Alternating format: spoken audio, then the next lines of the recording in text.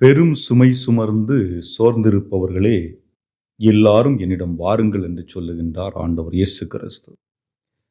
இந்த இறை வார்த்தையானது மத்தேயு நற்செய்தி அதிகாரம் 11 இறை வார்த்தைகள் 28 முதல் 30 வரை எடுக்கப்பட்டிருக்கின்றது. இங்கே இயேசுனுடைய அழைப்பு என்பது ஒரு குறுகிய வட்டத்தில் உள்ள மக்களுக்கு மட்டுமல்ல, அதாவது கிறிஸ்தவர்கள் அவர்களுக்கான அழைப்பு மட்டுமல்ல, மாறாக மனிதனாக படைக்கப்பட்டிருக்கின்ற ஒவ்வொருவருக்கும் உரியது. இது மதம் கடந்து,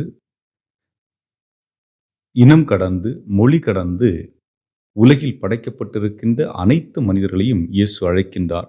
எதற்காக அழைக்கின்றார்? நீங்கள் பெரும் சுமை சுமந்து சோர்ந்திருக்கிறீர்களா? துன்பங்கள், துயரங்கள், வேதனைகள், பிரச்சனைகள், கடன் தொல்லை என்று உடல் ரீதியான பிரச்சனைகள், மன ரீதியான பிரச்சனைகள் என்று சோர்ந்து போயிருக்கின்றீர்களா? கவலைப்படாமல் என்னிடம் வாருங்கள், நான் உங்களுக்கு இளைப்பாறுதல் தருவேன் என்று சொல்லுகின்றார். ஆகவே ஆண்டவர் இயேசு கிறிஸ்து இயேசு அவருடைய இறப்பிற்கு பிறகு சீடர்கள் எல்லாம் ஒரு அறையிலே தங்கி இருக்கின்றார்கள்.